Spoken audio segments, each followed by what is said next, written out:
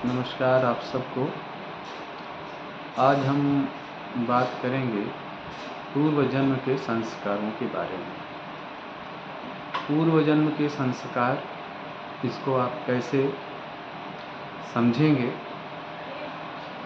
तो इसे समझने के लिए आपको किसी भी व्यक्ति विशेष के स्वभाव को देख करके एक अंदाज़ा लगाया जा सकता है कि आज उसका स्वभाव कैसा है, वो कैसा सोचता है, कैसा बोलता है, कैसा रिएक्ट करता है, किन बातों पर उसका आचरण कैसा है, परिवार में उसका परिवार के लोगों से संबंध कैसा है, समाज में लोगों के साथ उसका संबंध कैसा है। इससे आप एक अंदाज़ा लगा सकते हैं कि जो अभी उसके संस्कार हैं वो इस जन्म में शुरू नहीं हुए हैं। इसके पूर्व जन्म में उसके संस्कार जहाँ तक पहुँचे थे, उसके बाद की यात्रा इस जन्म में शुरू हुई है। इसका एक उदाहरण ये भी है कि जैसे किसी घर में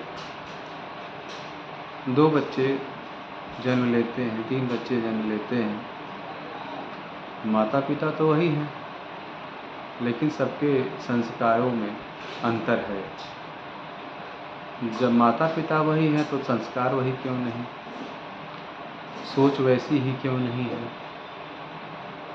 उसका कारण यही है कि ये जो हमारा जन्म है, ये कई जन्मों से हम इस पृथ्वी पर हैं। हमारे अनेकों जन्म हो चुके हैं और पूर्व जन्म के संस्कारों के आधार पर एक ही घर में पैदा हुए 2 भाइयों में विचारों का भी अंतर होता है, व्यवहार में भी अंतर होता है, कि संस्कार में भी अंतर होता है।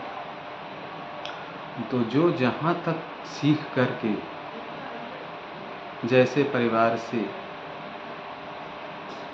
आया है इस जन्म में, उसमें वहाँ तक के संस्कार नहीं थे और उसके बाद की वो यात्रा यहाँ से शुरू करता है। इसीलिए हम सभी के संस्कारों में अंतर है। और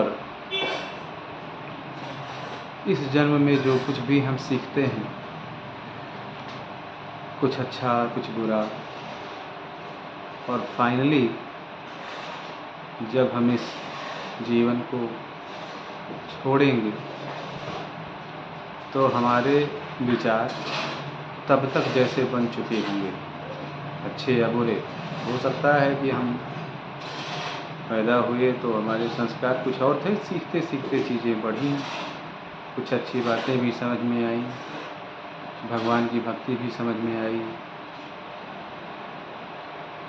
धर्म के प्रति रुझान हुआ, इंसानियत के प्रति हमारा क्या कर्तव्य है इसको हमने समझा, किसी को कष्ट अपने से ना हो ये भी हमने समझा। तो समझा तो सब कुछ, लेकिन हमारे मन ने उसको कितना माना और हम कैसा बन पाए। तो हम जहाँ तक बन पाए वहाँ तक का हमारा इस जन्म का संचित कर्म हो जाएगा और इस संचित कर्म के आधार पर हमारा एक नया जीवन हमें फिर प्राप्त होगा। हम फिर से जन्मते रहेंगे और मरते रहेंगे। ये कब तक होगा? ये तब तक होगा जब तक हमें मोक्ष नहीं मिल जाता। हम तो हम नहीं हैं, हम कोई व्यक्ति नहीं हैं, हम कोई शरीर नहीं हैं। हम जो है कोई शरीर के अंदर में है आत्मा, और ये आत्मा परमात्मा का ही अंश है और इसको परमात्मा में ही एक दिन मिलना है। लेकिन वो जो मिलने की यात्रा है वो बहुत लंबी है। जब हम जन्म लेते जाएंगे और प्योर होते जाएंगे और प्योर होते जाएंगे, जितने अधिक प्योर होंगे उतना ही हमारा अगला जन्म सात्विक होगा, लोगों के प्रति दया का भाव होगा। आप ऐसा समझ लें कि जो साधु महात्मा हिमालय की कंदराओं में तपस्या कर रहे हैं, जिनका हृदय भगवान से जुड़ा हुआ है, उन जैसे महापुरुषों को ही मोक्ष मिलता है। आमतौर पर हम जो लोग हैं ये किसी न किसी कामना से घिरे ही रहते हैं और अंत तक, मरते वक्त तक भी व्यक्ति का मन किसी न किसी कामना में ही लगा रहता है। कोई न कोई इच्छा उसकी पूरी नहीं हो पाती है और उसमें उसका मन रह जाता है, वही उसके पुनर्जन्म का कारण बन जाता है और वो फिर से जन्म लेता है और फिर से इस जन्म में जो भी संस्कार उसने इकट्ठा किए हैं उसके बाद की यात्रा प्रारंभ होती है और जन्म लेते लेते प्योरिटी आती चली जाती है और एक दिन हमारा जन्म इस प्रकार का होता है कि हम साधु महात्मा की श्रेणी में आ जाते हैं और उसके बाद ही मोक्ष की यात्रा, जब स्वतः भगवान में लीन हो जाएंगे तो मोक्ष मिलेगा। ये जो कुछ भी मैंने कहा है ये सब कुछ कहीं न कहीं से मैंने भी सीखा है, देखा है, समझा है और हो सकता है कि उन बातों को आप ना देख पाए हों, ना पढ़ पाए हों, आपको ना मौका मिला हो उन चीज़ों को पढ़ने समझने का, या हो सकता है कि मिला भी हो। बहुत से लोग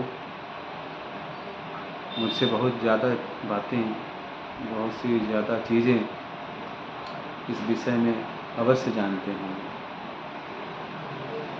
तो मुझे जितना पता था, मुझे जितना लगा, जो मैं पूर्व जन्म के संस्कारों के बारे में जानता था वो मैंने आपको बताया।